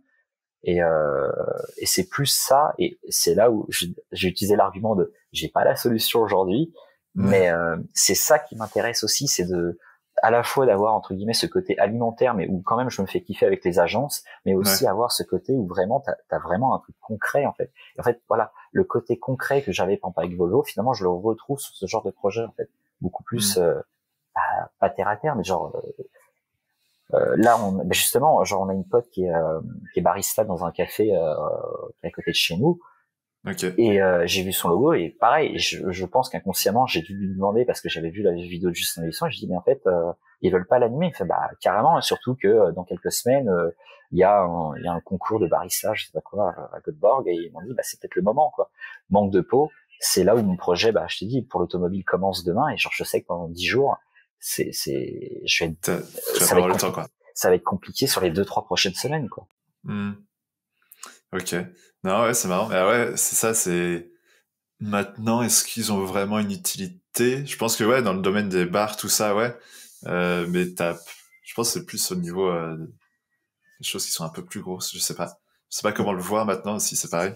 Mais tu dis, t'as des cartes interactives, enfin, tu sais, avec ton QR code, est-ce que quand tu ouvres ouais, mais typiquement, ouais, j'y ai pas pensé, mais ouais.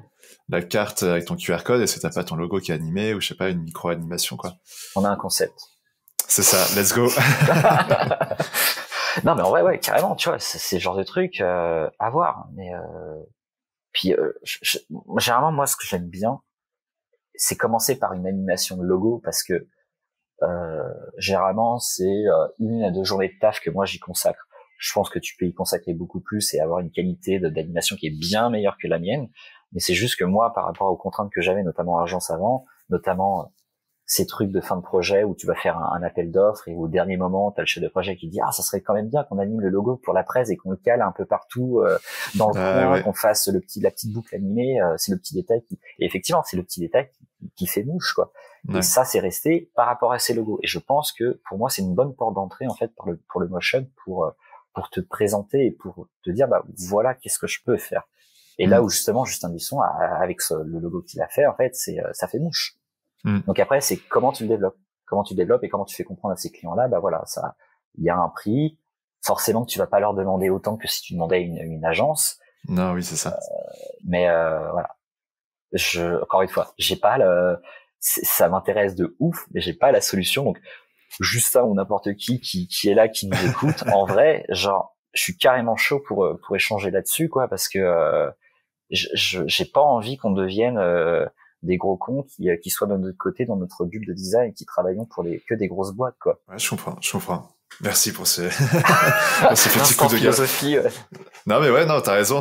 Bah après oui, t'as le truc aussi où tu vas travailler pour des ONG, pour des trucs un peu plus cool, qui sont peut-être pas les trucs du coin, mais c'est pas non plus travailler pour que des grosses corporations. Ouais. C'est sûr que au bout d'un moment, tu perds un peu ton âme, je pense, là-dedans, quoi, à travailler là-dedans.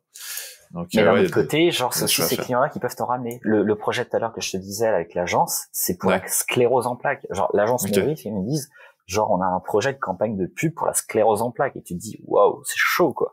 Et en fait, il n'y a pas plus concret. Genre, c'est un projet de quasiment de société. Enfin, je vais pas rentrer dans le détail en disant que c'est un projet éthique pour moi et que c'est trop bien, mais genre, c'est ultra concret. C'est quand même cool de pouvoir mettre en avant ce genre de truc. Où de prime abord tu te dis mais en fait c'est pas très sexy, et en fait l'agence elle de son côté a fait des illustrations, ils font appel à moi pour animer ces illustrations, et au-delà de ça de faire les vidéos de promotion, il y a les DOH pour les métros, il y a la campagne 16/9 qui sera postée YouTube et compagnie, quoi. Et genre en vrai c'est ces projets là, et c'est pour ça que je te dis genre moi les projets pro je m'y retrouve énormément, et typiquement pour ce genre de choses c'est que ça reste très concret, ça reste forcément c'est pas gratuit, mais genre c'est ultra concret, et genre je m'y retrouve énormément en fait dans ces projets-là, alors que c'est pas les plus sexy sur le papier, quoi. Oui, non, c'est sûr que c'est compliqué si on vient dès le premier jour à te dire tu vas travailler sur la sclérose en plaques, c'est pas le premier projet où tu vas sauter un peu partout et tu vas trop bien, quoi. Ok, est-ce que ça te dit qu'on passe aux questions des auditeurs? En fait, je me rends compte que plus on parlait, plus on répondait plus ou moins aux questions des auditeurs, mais on peut peut-être faire un mini tour des questions qui sont posées. J'avais Vendredi Society, je sais pas si tu connais. Et les filous, ils ont posé une question. Je pourrais faire un aparté sur eux aussi, ouais. C'est vrai, du coup, ils ont demandé, est-ce que la vie de freelance en Suède, c'est cool? Tout simplement. Ouais, comme tu dis, c'est qu'on en a un peu parlé, mais donc oui, la vie de freelance aujourd'hui est cool parce que avant tout, on a repris la main sur le temps en fait qu'on a et on aurait pu le faire ailleurs, et même en France en fait. C'est juste que là, c'était l'occasion en fait de se dire, de marquer vraiment symboliquement autant pour nous que pour les autres, dire on repart, du moins on part, et vraiment on met tout à plat, quoi. Donc oui, c'est cool, et parce que ça permet de développer pas mal de trucs, et forcément moi je vais être honnête, je suis pas revenu non plus, je suis revenu pour la vie, pour les gens qu'on a rencontrés ici, et c'est aussi pour ça, oui, vraiment pour toute la partie personnelle, c'est vraiment pour tous les gens qu'on a rencontrés ici, le monde de l'automobile, du design, des ingénieurs ici, c'est un peu comme le monde des agences en fait en France, c'est que tout le monde est concurrent et finalement tout le monde se connaît, et c'est la même chose ici. Et en vrai, on a très très vite commencé à avoir ce cercle-là, et et c'est trop cool, vraiment. Enfin, je sais pas. Enfin, tu dois peut-être me voir sur mon Insta, mais genre, on est arrivé, il nous avait fait une surprise, genre il nous avait réservé un sauna directement dans un paysage rocailleux, quasiment la Bretagne le lendemain, et genre le mercredi, je sais pas, des potes de ça me contactent, ils me disent bah tu veux venir au ski, je sais c'est quand, ils me font c'est demain, allez c'est parti, et genre en fait vraiment je devais finir ma mission le jour où on devait partir, finalement j'ai speedé pour la terminer le mercredi soir. Et c'était ok, le client a validé dans la foulée, et moi je suis parti le lendemain, et nice. Voilà. Et c'est tout ce côté-là aussi plus personnel qui est vraiment très cool. C'est tout ce côté personnel qui est cool, et pour tout l'aspect pro, bah ouais, je vais le dire franchement, pour parler entre guillemets business, bah ouais, c'est qu'aujourd'hui j'essaye de tendre vers toutes ces agences. Il n'y en a pas 50. Göteborg est assez petit si on doit comparer à Paris, et notamment sur la vie design. Ouais. Pour moi, il y a 3 agences qui m'intéressent ici de prime abord, et c'est ça, c'est de développer la relation avec elles et de voir comment on peut travailler. Et globalement, ça a pris. C'est pour ça que je commence dès demain. Donc oui, c'est là. Bref, je vais pas m'étaler là-dessus, mais oui, c'est cool, et c'est d'autant plus cool avec comment ça se profile par la suite. Et pour Mandry Society, c'est toujours avec plaisir qu'on trouvera un projet pour travailler ensemble. Globalement, ça fait des mois qu'on essaye de travailler ensemble, et on s'est grave entendu. Pareil, ça fait partie de cette démarche, comme je disais, de contacter les gens, et finalement, j'ai contacté Raphaël, le cofondateur, et on a eu un échange, comme là, en fait, on a parlé pendant 1 heure, et autant professionnel que personnel, et on s'est grave entendu. C'est cool, c'est bien. Mais on prend le temps, comme tu vois, genre, je crois que le call, on l'a eu en janvier, je crois. Et finalement, on en est là 3 mois plus tard, mais tranquille. Genre, on le trouvera, notre projet, mais et voilà, typiquement, ce que j'ai eu avec Beraldiz avant, bah, là, pour moi, c'est la continuité de cette relation. C'est, on prend le temps, on trouvera notre projet, et ça va se faire. Oui, c'est ça, ouais. Ouais, parfois c'est en termes c'est vraiment le temps qui joue. Parfois t'as client, non, en fait, il a plus le budget, machin. T'as toujours un truc qui se passe, et tu fais bon, bah, ce sera pour une prochaine fois, c'est pas grave. Et puis parfois, ouais, t'as pas le planning, c'est toi qui as pas le planning pour prendre le projet là, donc ça tombe pas au bon moment, etc. Donc t'as toujours un petit truc. Il y a toujours un truc, clairement. Mais il y aura un moment où tu vas réussir, où vous allez réussir à vous retrouver. En fait, je me rends compte que là, j'étais en train de relire toutes les questions des auditeurs, et qu'on a en fait répondu la plupart. Donc désolé pour les autres, ils sont pas cités là, mais bon. mais normalement ils ont leur réponse, quoi. Du coup, moi, je t'avais contacté, au départ, c'était pour toutes tes publications hebdomadaires. Est-ce que tu peux nous en parler un peu plus? Où est-ce que tu trouves la motivation pour faire tout ça, pour te dire, ok, je vais faire ça? Parce que moi, je t'avoue, parfois, j'en fais je me motive 1 fois tous les 3 mois, tu vois, pour faire 1 ou 2 trucs. Et toi, je vois vraiment, genre, quasiment tous les jours ou toutes les semaines, t'as quelque chose de nouveau. Toutes les semaines, ouais, j'essaie de publier, vraiment. Mais je t'ai peut-être coupé, ou c'était fini? Non, c'était fini, tu peux y aller, c'est ton tour. C'est bon, ça. Ouais, bah justement, par rapport à la contrainte que je te disais, c'est que je m'engage pas dans des trucs qui sont trop longs, c'est ce qui fait que je sais pas, que ça soit sur Instagram notamment, quand je vois des trucs et je me dis ah c'est cool, donc je fais des screenshots ou je regarde des trucs et je me dis ok, je pourrais retwister ça et faire ça. Généralement ça part de là, et en fait j'ai toujours des idées en tête sur mon temps libre à produire. Là j'en ai une hier que j'ai en tête, que je sais pas quand est-ce que je la ferai, mais quand j'aurai du temps, donc ça va se faire, pas tout de suite, mais la motivation, comme je dis, c'est la combinaison de je me fais des tutos parce que j'adore ça, et je vois des trucs qui sont trop cool, et du coup j'ai envie de tester autant sur le plan technique que créatif des trucs, couplé au fait que encore plus, bah c'est pas chronophage. En vrai, je vais pas m'engager dans des trucs où typiquement des projets 3D où t'as carrément des scènes entières, je pourrais pas. En vrai, tu vas pas faire une vidéo d'1 minute. Là, j'aurais pas la motivation, clairement. Ouais. Genre, au-delà du truc de l'extérieur, tu dis, mais c'est trop gros, genre, c'est trop conséquent, je peux pas. Genre, c'est pas mon truc, c'est pas ma cam, vraiment. Moi, dans ma philosophie, c'est, j'ai mon ordi que j'ai là, mon ordi portable, faut que je puisse travailler de n'importe où, sans internet, sans plugin, et que ça soit vraiment un truc que je puisse faire de n'importe où, parce que globalement, là, on est en Suède, mais avant qu'on se connaisse, donc avec madame. Globalement, moi, je voulais partir. J'avais eu des plans. J'avais eu un plan à Singapour dans une agence de publicité. J'étais soit parti pour être là-bas, soit alors là c'était plus compliqué, ça s'est fait beaucoup plus tard. Mais moi, l'agence de mes rêves, il y a encore quelques années, était à Toronto. D'accord, c'était quoi? Gemfrey. Ok. Et grosse agence digitale qui sort des trucs genre de malade. Voilà. Mais j'y suis pas allé parce que bah j'avais pas le niveau, hein, qu'on se le dise. Ok. Et le truc c'est que je crois que c'était, oui c'est ça, c'est quand la Suède, donc c'était en septembre 2021, oui 21 du coup. Je crois que c'est quelques semaines après que justement Volvo m'ait contacté, genre Jam me contacte et me dit bah en fait on ouvre des postes.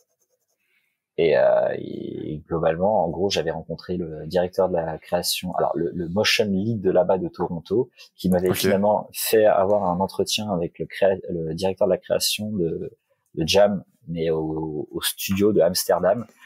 Et globalement, j'avais juste à dire, bah c'est ok, allez go, on part, c'est parti. Et on partait à Amsterdam et pour Jam 3, quoi. Ouais.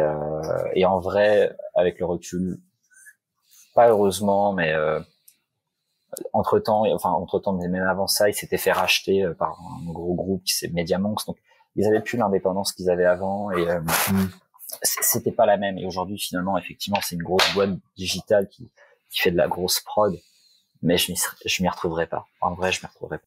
Ouais, la philosophie a changé là-bas. Je pense. Donc, je pense, et pour échanger avec certains de là-bas, c'est très cool, mais c'est plus moi ce que j'attends.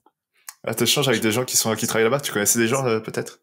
Je connaissais des gens, alors est-ce qu'ils y sont, je n'aurais pas parlé depuis un moment, mais notamment celle que je considère comme ma mère professionnelle avec qui, ma première mission freelance que j'ai eue, où j'ai travaillé, genre on était une petite team de 3, et les deux, genre c'est mes darons professionnels, et elle me suit toujours, et on se suit et on se tient toujours au courant, et elle y a travaillé, ou du moins aujourd'hui en tout cas elle a beaucoup de gens qui y travaillent, donc je sais ce qui s'y passe, et voilà. Mais bon bref, du coup c'est plus la relation qui est cool de voir avec ces deux. C'est symboliquement c'était ma première mission freelance, un peu plus long terme de mes débuts, donc c'est eux qui m'ont fait confiance, et ça s'est super bien passé, et c'est ce qui m'a permis en fait de prendre confiance aussi dans le freelance, quoi. Ok, ça marche. Du coup, on touche rapidement à la fin, enfin tout doucement plutôt à la fin. Là, on a un peu ton parcours en fait durant ce podcast. Du coup, là, t'es en mode rester en freelance, un peu profiter, quoi, et peut-être monter ta boîte dans un futur, c'est ça? Ou peut-être, je sais pas, rejoindre une agence, c'est pas trop ton truc, mais ce serait plutôt peut-être monter ta boîte, quoi. Au moins un truc, ouais, pas spécialement un studio comme chez où j'embauche, mais au moins changer de statut pour un truc unipersonnel, ou je sais pas, mais ouais, pas tout de suite. Genre. T'as déjà géré des équipes? Non, pas vraiment. Enfin, c'est pour la blague, donc ceux s'il y en a qui voient ça, ils vont rigoler, mais c'était j'étais officiellement creative lead motion dans une agence dans mon dernier emploi, on va dire. Et la blague, c'était que j'étais creative lead of myself. C'est que on va dire que il y a eu une personne de licenciée là-dedans, et finalement le deuxième motion, moi j'étais à Paris, il était à Lyon, donc officiellement sur le papier oui, donc, officiellement oui, il y a eu des trucs, on a supervisé des trucs de loin, mais genre non, pas vraiment là-dessus, quoi. J'ai pas eu ça, mais officiellement sur le papier j'étais creative lead. Donc c'est quand même quelque chose, hein. C'est quand même quelque chose. Je me battais pour mon titre à l'époque. Tu m'étonnes. Après, ça fait bien dans le CV, tu vois. C'est ça. Si tu démarches autre part. Ceux qui veulent savoir pourront savoir, vu que mon LinkedIn est à jour de la moindre expérience. Mais voilà. Ok, très bien. Bon, on attend. On te souhaite plein de bonnes choses pour ta suite en free, et puis pour ta future boîte, peut-être un jour. Est-ce que tu peux nous parler un peu de tes inspirations du moment? Est-ce que tu en as? Ça peut être vraiment différent du motion. Ça peut être, je sais pas, une série, un film qui t'a fait avoir un truc de ouf, ou une idée de ouf, ou alors vraiment motion pur, hein, pas de souci. Il y a un peu de tout, mais je remarque je prends du temps beaucoup plus qu'avant pour jouer aux jeux vidéo. Ouais. Vraiment, il y a beaucoup de trucs en inspi que je garde du jeu vidéo et j'ai eu ce moment, là j'ai arrêté, mais il faudrait peut-être que je reprenne, mais où en story, généralement, je mettais des fonds d'écran, des wallpapers, des artworks de jeux vraiment qui me marquent, parce que je joue, je vais pas dire beaucoup, je joue quand même, j'essaye que, mais autant que je lirais un bon livre, en fait. Ouais. Donc, je joue pas à Call of ni à FIFA. Voilà. Mais je joue à des jeux où vraiment, genre, il y a un univers, il y a une patte, il y a quelque chose, quoi, et ça peut être, faudrait que je sorte la Switch, mais ça peut être des jeux, il y a beaucoup de jeux indépendants, du coup, que je joue sur Switch, du coup, mais ça peut être Hollow Knight, qui m'a grave marqué, comme beaucoup, je sais pas si tu vois, si tu joues, du coup. C'est pas pixel art un peu, non? Hollow Knight, non.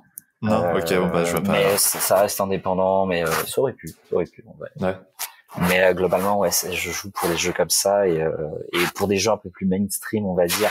Je fais partie de ceux qui attendent Zelda là dans 12 jours comme pas possible. Ah, moi aussi, ouais. J'ai hâte qu'il sorte. J'emmerde ma copine avec ça en permanence. Mais ouais. Normalement, je suis pas trop sur les vidéos théorie et compagnie, mais genre là, c'est le premier truc, je l'attends tellement que en vrai, je suis à fond dessus. Mais bon, bref. Donc voilà. Donc niveau inspi, ouais, en dehors du motion, il y a le jeu vidéo où vraiment il y a des trucs que j'en garde beaucoup. Et après en motion, bah forcément, c'est mon Insta. Le truc, c'est qu'en vrai, je pense que comme toi, il y a tellement de comptes qu'au final, genre, je pourrais pas t'en citer un en particulier comme ça, mais genre Perry Cooper que je te disais tout à l'heure. Attends, tu sais quoi, je regarde en 2-2 mon feed. Mais regarde. Tu prends les 3 premiers qui apparaissent. Bah, c'est un peu ça, ou non, mieux, je sais. Je vais aller dans mes derniers likes. Ah, vas-y. Hop. Attends, je vais y arriver. Il y a beaucoup de branding. Je suis beaucoup plus, comme je disais, sur du branding animé, dans le sens où ça rejoint à la fois ce que j'aime en motion que l'application de ça dans quelque chose de concret. Donc, je vais regarder, mais il y a beaucoup d'agences branding que je suis de plus en plus en tout cas. Je vais pas y arriver. Attends, c'est dans archive. Non, c'est pas archive. Tac. Activité. Yes. Interaction. Alors, qu'est-ce que j'ai? Ah, tiens, instant promo pour Julie, que je te disais tout à l'heure, justement. C'est un des derniers que j'ai aimé dans son dernier post, la lettre V. Mais sinon, alors... Ouais, parce que là, je sais pas quand est-ce que le podcast va tomber, mais on est en plein 36 Days of... Mais ouais, en fait, il y a que ça, du coup, j'ai que ça en like, malheureusement, là, et je suis un peu moins présent sur Insta, là. Oh là là, ouais. C'est assez non. Ah, si, ça, je l'ai vu. C'est un truc de ouf. Ce mec-là, j'ai plus son nom, mais il fait de l'Houdini, alors je vais le montrer en même temps. Vas-y. Mais genre, ce truc-là. Ah oui, ouais, ok. Tout est fait sur Houdini. Enfin, c'est, je trouve ça hallucinant, en fait, comment t'arrives à avoir une logique pareille derrière. Et puis, avoir la boucle parfaite avec ça, tu fais. Ouais. What the fuck. J'essaye de disséquer le truc, même visuellement, et me dire, mais en fait, je ou alors, même la pas. vidéo fait 1 minute et il sait très bien que personne va regarder 1 minute de truc. C'est exactement ça. Donc non, après, il y a un truc que je suis, c'est oh putain, j'en oublie carrément. C'est visual, oui, c'est ça. Pour toute la partie, pour mâcher un peu le travail, visuel.co. Et du coup, il faut quoi? Il regroupe des... Ça doit être à l'envers, du coup, je pense. Mais du coup, ouais, il regroupe beaucoup, enfin, de moche, enfin, il n'y a pas que du motion dans le branding, c'est du branding au global, mais du globalement, c'est un branding que j'aime bien dans son style et qui globalement est prêt à être animé quand il ne l'est pas. Et du coup, ça mâche beaucoup de travail parce que du coup, tout ce que tu vois dedans, c'est ce que font des agences ou des studios à côté. Voilà. Et sinon, il y a un truc que j'aime bien, c'est pareil, c'est peut-être un peu plus pas bizarre, mais un peu moins commun, c'est que sur mon Vimeo, de plus en plus, genre avec le peu d'abonnements que de comptes auxquels je suis abonné, t'as un feed en fait, un mini feed qui se met à jour pas tous les jours, mais du coup j'ai my feed et du coup t'as des propositions de vidéos et généralement ça se marche plutôt bien vu que ça compile un peu tout ce qui se fait Ah ouais, c'est vrai, parce que Vimeo, c'est vraiment l'outil que j'avais plus ou moins oublié, quoi, tu vois, pour aller chercher des refs. En tout cas. Il est très très mal foutu, en vrai. Ouais. Mais je l'utilise pour plus en mode j'héberge mes vidéos. Je communique pas dessus, mais j'héberge au moins mes vidéos. Oui, c'est ça. Dessus, histoire d'avoir une trace quand même. Voilà. Et bah du coup, ça me permet de voir. Il y a Tactic, le studio Tactic, qui fait la 3D de fou furieux. Pareil, genre, j'adore. Mais genre, c'est typiquement le genre de 3D que je ne ferais pas parce que c'est carrément des univers et je pense que c'est trop long. C'est encore autre chose, quoi. Ouais. Mais quand je dis, c'est globalement, ça tourne beaucoup autour du branding, que ce que je fais, de la typo, j'aime bien.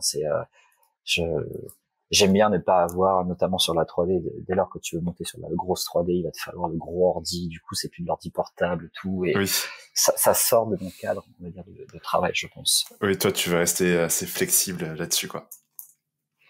Ok, très bien. Est-ce que tu aurais un message pour ceux qui nous regardent, peut-être pour ceux qui débutent, ou je sais pas, un message de motivation comme ça, je sais pas.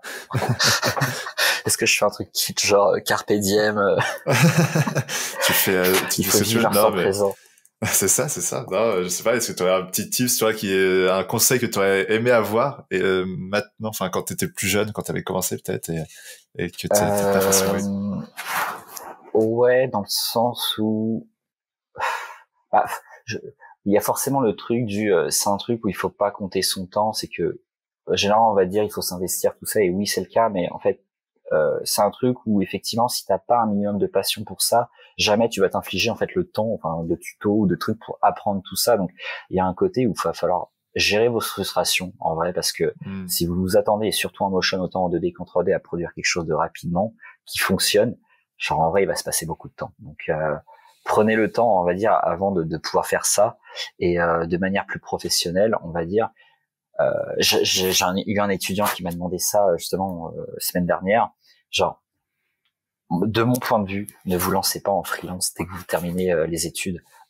Faites-vous la main et cassez-vous les dents en fait chez des agences pour prendre la main, pour comprendre comment travaille un client, comment travaille une agence, comment ça se passe, pour savoir une fois que vous êtes en freelance combien de temps ça va vous prendre, tout ça, parce que globalement, quand vous êtes en freelance, tout est une question au-delà de ce que vous produisez, tout est une question de temps. Moi, mes clients, c'est le temps. Le temps est central. Et ça, tu peux pas l'avoir, c'est très compliqué quand tu te lances.